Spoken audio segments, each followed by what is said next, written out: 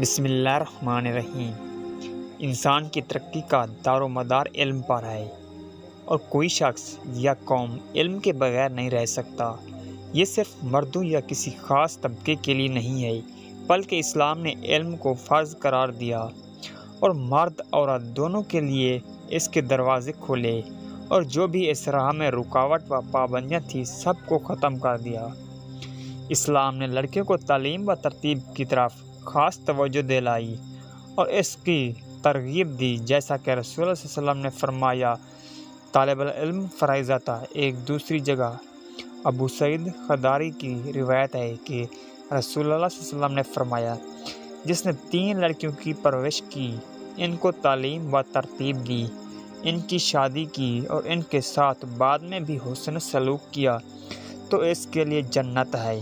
اسلام مرد و عورت دونوں کو مخاطب کرتا ہے اور اس نے ہر ایک کو عبادت اور اخلاق و شریعت کا پابند بنایا، جو کہ علم کے بغیر ممکن نہیں۔ علم کے بغیر عورت نہ تو اپنے حقوق کی حفاظت کر سکتی ہے اور نہ ہی اپنے ذمہ داریوں کو ادا کر سکتی ہے۔ اس لیے مرد کے ساتھ ساتھ عورتوں کی تعلیم بھی نہایت ضروری ہے۔